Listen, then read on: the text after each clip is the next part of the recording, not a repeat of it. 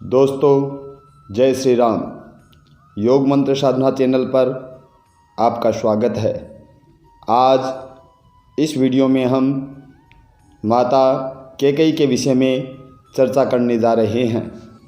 अयोध्या के राजा दशरथ की अति प्रिय रानी कैकेयी के द्वारा 2 वरदान मांगना उसका अपना कोई चिंतन नहीं था, लेकिन दासी मंथरा ने जब इन 2 वरदानों के साथ भरत की भावी सुरक्षा का सवाल भिन्न भिन्न युक्तियों के माध्यम से समझाया तो अपने हित अनहित का विचार किए बिना एक माँ के हृदय ने कुटिल मंथरा की सलाह के अनुसार वे 2 वरदान महाराज दशरथ से मांग ही लिए, जो अंततः रामायण की कथा के आधार बने।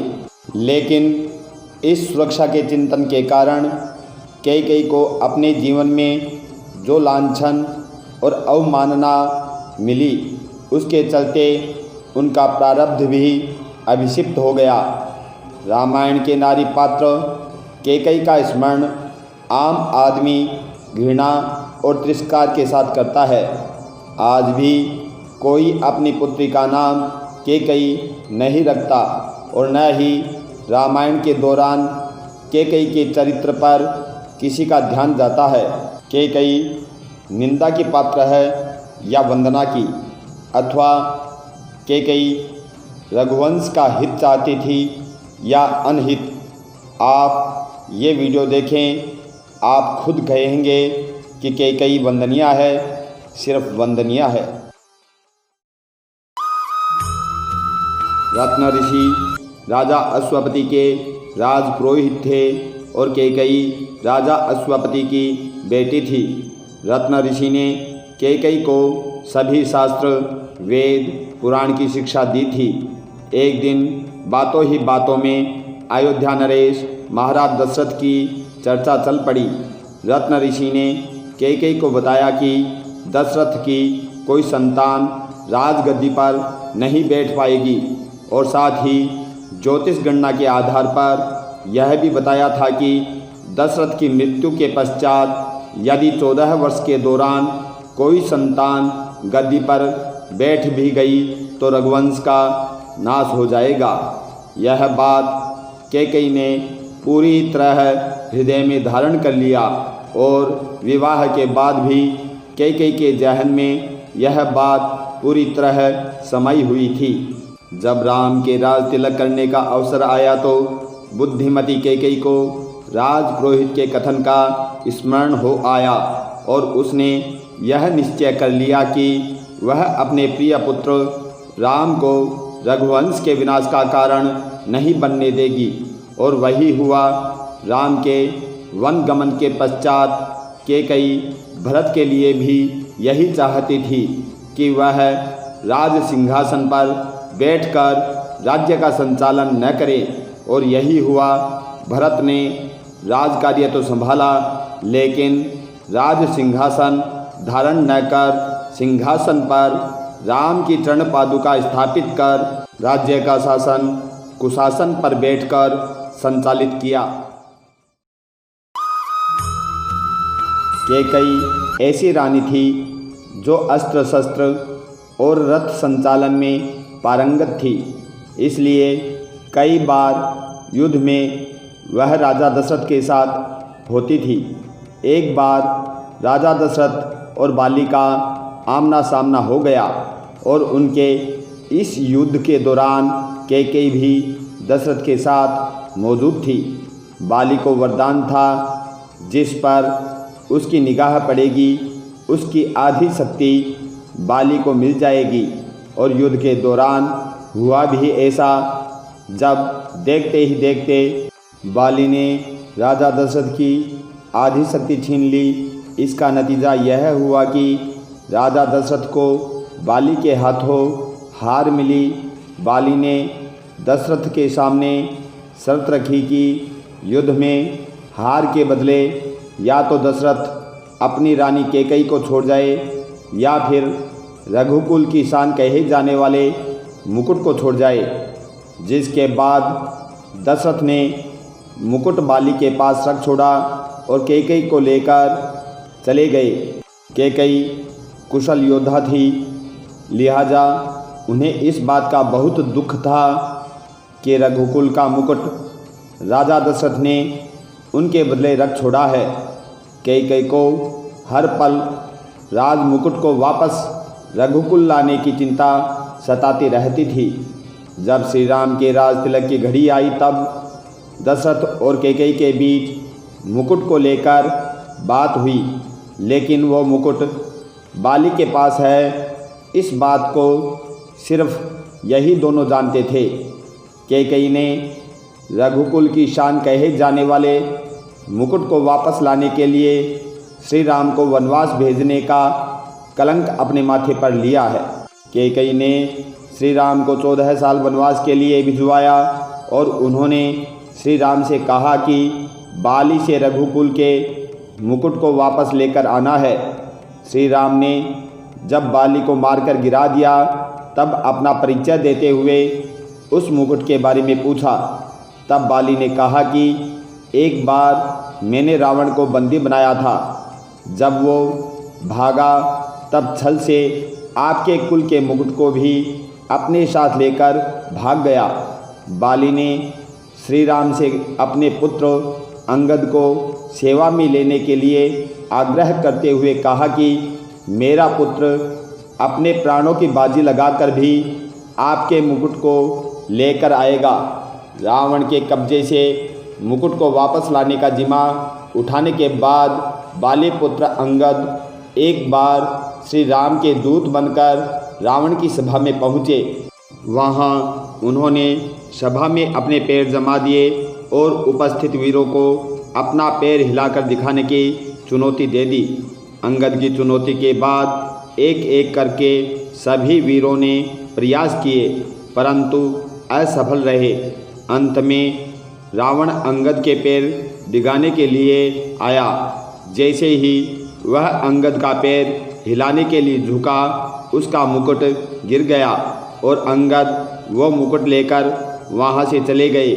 बहरहाल रघुकुल की शान कहे जाने वाले मुकुट को वापस लाने का श्रेय कैकई को ही जाता है, क्योंकि अगर कैकई राम को वनवास नहीं भेजती तो रघुकुल का सौभाग्य वापस न लौटता। कैकई ने रघुकुल के हित के लिए ही इतना बड़ा कदम उठाया और सारे अपमान भी झेले। शायद इसीलिए श्री राम माता कैकई से सर्वाधिक प्रेम करते थे। तो ये थी माता कैकई की असली मंशा। एक दोपहर श्रवण और उसके माता पिता तीर्थ यात्रा के दौरान अयोध्या के पास एक जंगल में विश्राम कर रहे थे। माता पिता को प्यास लगी। उन्होंने श्रवण से कहा, बेटा क्या यहाँ आसपास में पानी मिलेगा? धूप के कारण प्यास लग रही है। श्रवण कुमार ने कहा, हाँ, पास ही नदी बह रही है, मैं जल लेकर आता हूँ। श्रवण कमंडल लेकर पानी लाने के लिए चला गया। अयोध्या के राजा दशरथ को शिकार खेलने का शौक़ था। वे भी जंगल में शिकार खेलने आए हुए थे। श्रवण ने जल भरने के लिए कमंडल को पानी में डुबोया। बर्तन में पानी भरने की आवाज़ सुनकर राजा दशरथ को लगा कोई जानवर पानी पीने आया है। राजा दशरथ आवाज़ सुनकर शब्द भेदी बाण चलाया। बाण सीधा श्रवण के सीने में जा लगा। श्रवण के मुँह से आह निकल गई। राजा जब शिकार को लेने पहुँचे तो उन्हें अपनी भूल मालूम हुई। अनजाने में उनसे इतना बड़ा अपराध हो गया। उन्होंने श्रवण से क्षमा मांगी। दशरथ ने कहा, मुझे क्षमा करना है भाई, अनजाने में अपराध कर बैठा। बताइए मैं आपके लिए क्या कर सकता हूँ? श्रवण कुमार ने कहा, राजन, जंगल में मेरे माता पिता प्यासे बैठे हैं। आप जल लेकर जाइए और उनकी प्यास बुझा दीजिए। मेरे विषय में उन्हें कुछ न बताइएगा, यही मेरी विनती है। इतना कहते कहते श्रवण ने प्राण त्याग दिए। दुखी हृदय से राजा दशरथ जल लेकर श्रवण के माता पिता के पास पहुँचे। श्रवण के माता पिता अपने पुत्र के पैरों के आहट अच्छी तरह पहचानते थे। राजा के पैरों की आहट सुन वे चौंक गए। कौन है? हमारा बेटा श्रवण कहाँ है? बिना उत्तर दिए राजा ने जल से भरा कमंडल आगे कर दिया। उन्हें पानी पिलाना चाहा, पर श्रवण की माँ चीख पड़ी, तुम बोलते क्यों नहीं? बताओ हमारा बेटा कहाँ है? महाराज दशरथ ने कहा, माँ, अनजाने में मेरा चलाया बाण श्रवण के सीने में लग गया। उसने मुझे आपको पानी पिलाने भेजा है, मुझे क्षमा कर दीजिए। राजा का गला भर आया।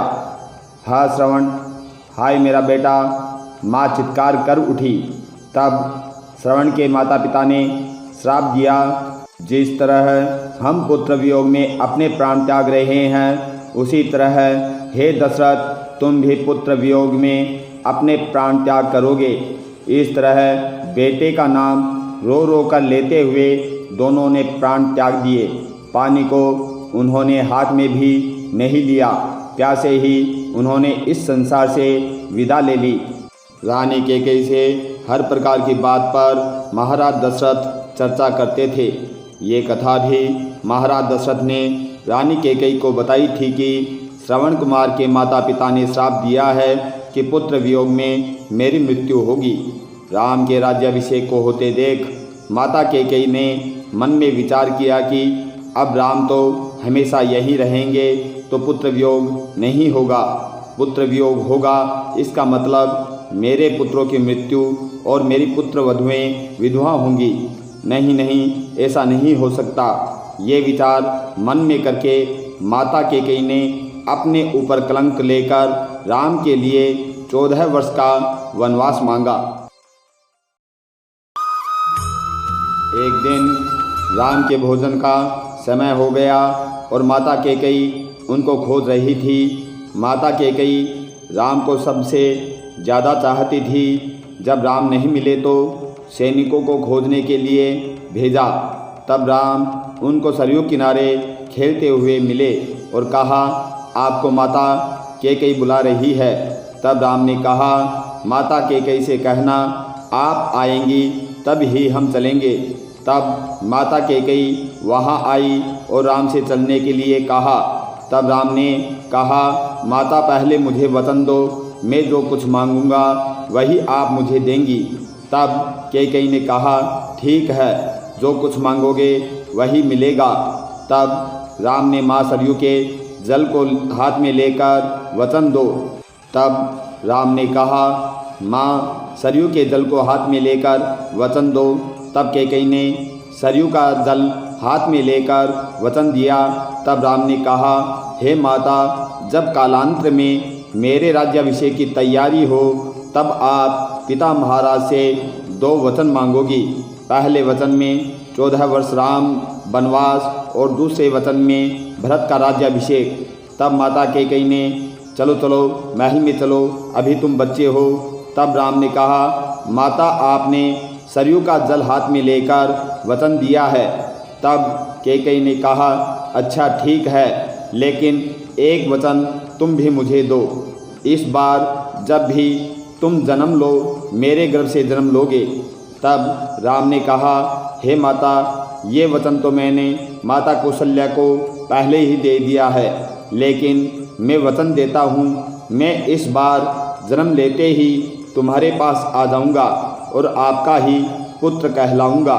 यही माता कैकेयी अगले जन्म में यशोदा हुई। इन कारणों के कारण माता कैकेयी ने अपने दोनों वरदान महाराज दशरथ से मांगे थे। अगर आपको ये वीडियो अच्छा लगे तो इसे शेयर करें, लाइक करें, सब्सक्राइब करें। जय श्री राम।